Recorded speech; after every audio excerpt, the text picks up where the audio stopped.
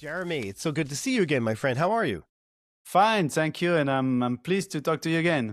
Yeah. Now, you've grown in the last year. Podcaston, here we are. We're recording this most of the way through January. How many podcasts have signed up to participate in Podcaston? Yeah, we have surpassed recently the great milestone, which is 2,000. And to give you a better idea, last year in March, it was 1,500. So that was a final cut. And we are on the way to maybe 2.5 this time. So that would be a quite significant growth.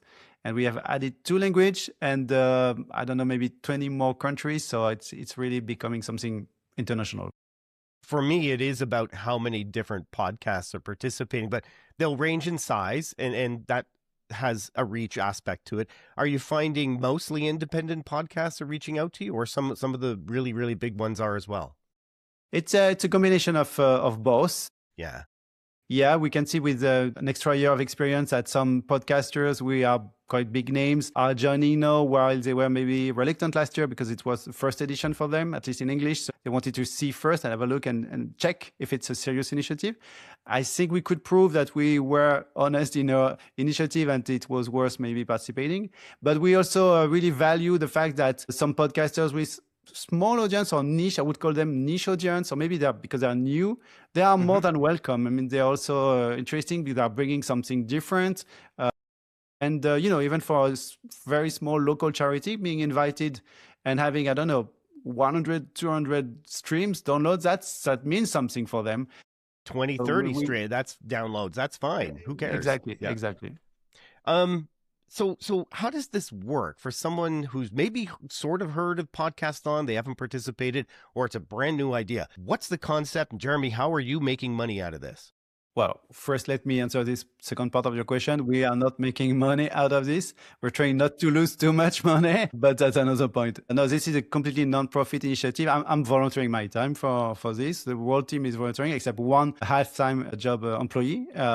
So we were paying for her because we need her. But except her, everyone is volunteering their time. And the concept is quite simple. It's to convince as many podcasters as we can to dedicate one episode of their show to a charity of their choice, for example, by interviewing a representative of this charity or a solo at the mic episode, and to release those episodes all together simultaneously in a coordinated way, I would say, to create a mass effect. And that's in March. That's called the Podcaston Week.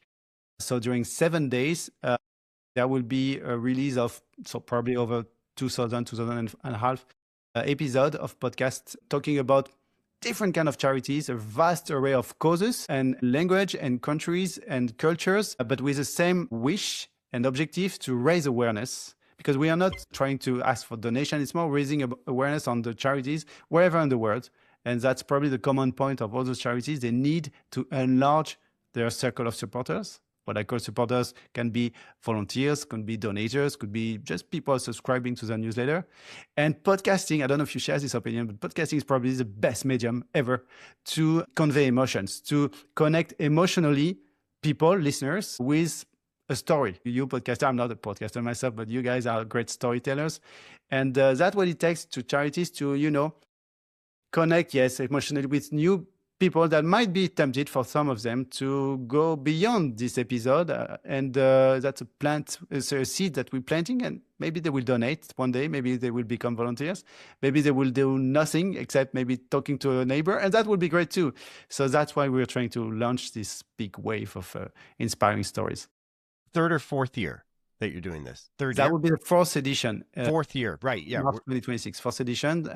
It started in France. Sorry for my French accent. I'm a French citizen. I didn't introduce myself, but I'm living in Canada, in Montreal, French Canada. And, so it was easier for me as a co-founder to start this initiative in France and French-speaking countries, so 23, 24. And last year, in March 2025, we opened it up to English-speaking podcasters. So it was a brand new world with, for sure, the rest of Canada and USA, but also Australia, UK, Nigeria, India, you name it. And this year in 2026, we are welcoming Spanish-speaking podcasters from Spain Yes. and Latin America, and also German-speaking podcasters, which was quite an unexpected move, but we are very pleased to have them too. So that would mean four languages for this edition number 4.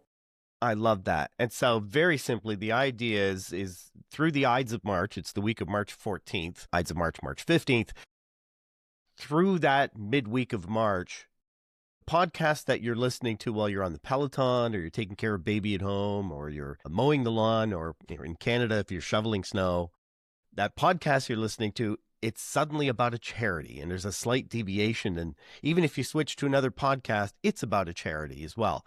And it gets us all thinking charitably, and it's whatever charity you want. Last year, we did the Canadian Cancer Foundation because that's something personally very, very close to me. And I know the one that we're planning for, which is based in the UK for this year. I'm going to challenge you on the "you're not a storyteller" part.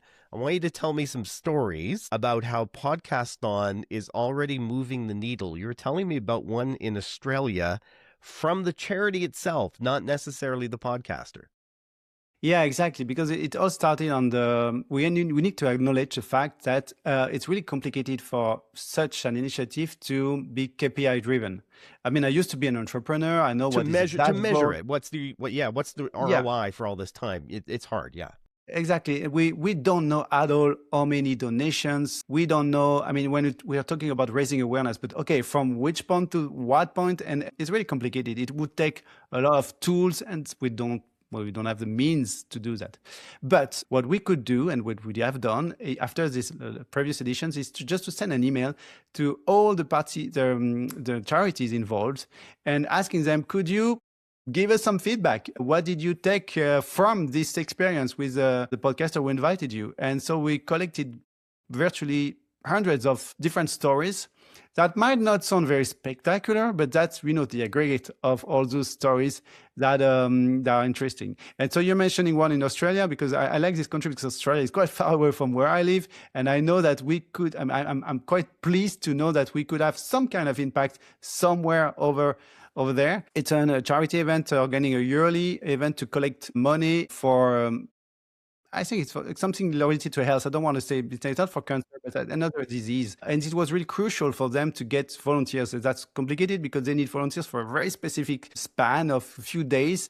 They managed to get this episode a few weeks before the event. And the episode was released at that time. So it was super useful for them to connect with potential people locally and get volunteers to participate. And they were telling that they never got that many podcasters. I don't know, maybe a few hundred. A few dozens. That was really above their expectation. Sorry. So that was kind of testimonial that we get from Australia. And again, might not sound very spectacular, but if you multiply that by 2,000 from different countries, sometimes it's saying, we get that amount of money in terms of donation. From some other, it will be, we managed to be spotted by local radio, and we got a great audio report, and was really useful.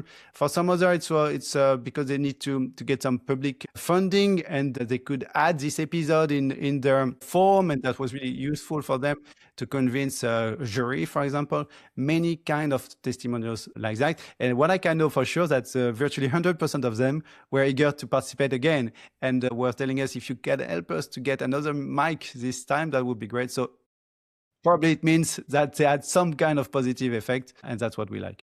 So you're hearing from charities that have found the volunteers that they needed and have found additional funding that they needed. And they are anecdotally directly applying that to an episode that was part of Podcaston.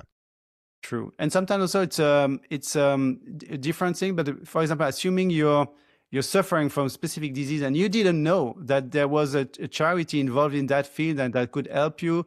So you're listening as a listener, you're listening to this episode, and you realize that some charities, some organizations are there to help you. That's really also useful for them. So a lot of nice story like that. We've been contacted by families needing our help, and we were pleased to help them. So many small, I would call them small, because we're not talking about millions of dollars raised and, all those kind of things that we can hear on TV sometimes. We are not on that level. We are more on, spreading the word about nice stories. And we believe that altruism is something that's really important in current world. Podcasters conveying stories, spreading the word about nice charities, could be local, could be large NGOs, and doing that all together, it creates something. And also, I mean, there is a mathematical formula there. 1 + 1 = more than 2. Because the fact that they all do that simultaneously, that means it creates an event, and that enable us to partners with great organizations like ACAST, like Spotify, like Apple Podcasts, like Podigy in Germany, OSHA in France and elsewhere. Those great companies, I mean, they are amplifying the visibility of the initiative, and it means more listeners for the specific episode of podcast. So better impact, higher impact, bigger impact. Okay, you convinced me. I haven't done this yet, but you've convinced me. I want to at least go to the podcaston.org website and check it out. Let's have a look and see how complicated it is for me to sign up. So this is the English version of the website. You can change the language if you need on the top right corner. Which is all right here. You'll find it in French, Spanish, and German. But let's stick to the English version. Okay. If it's the first time you're already convinced, so you just need to register or pre-register. What difference between register and pre-register is that at this stage you don't have maybe your charity, but you can pre-register so that you're telling us that you're interested. It's free. I need to stress that out. That's a very simple form. You just have to go down and input you already did that, input your And I am registered, right? So my info is just going to pop up. But if not, I mean, that's really basic information about your name of your podcast, your description of your podcast, your cover. There are different URL like Apple Podcast, Spotify. Right. Go get your URLs for Apple and Spotify and on YouTube. Yeah, where we can listen to you. And also your social networks, maybe. That's not monetary. That's completely facultative. But all those information will be then you just have to click on submit after that. So normally, let's say 2 minutes. 2 minutes will be more than enough because that's info that you already have somewhere. So I'm already submitted. So when I hit submit, it will go to your choice of charity, right? Step two, you might decide to postpone the fact that you want to input that because you may not have it in mind.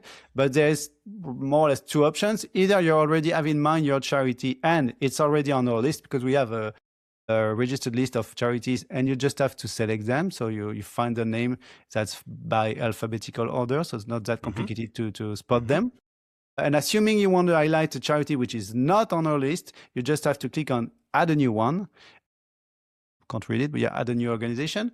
And then if you can click here, if you like, go ahead. Yeah. And then that will be a blank form. And again, very simple, the name of the charity, the URL of their website, the name of the person we should contact if need be, the logo, and you just have to click on submit. And then this information will be automatically featured. Step 3 is about your episode. So that will be for March because we do have time. Right. And then you'll get a specific URL for your episode, a specific description about what we can expect from this episode. Maybe you change your cover. Some podcasters have a different cover per episode. And then you can upload it too.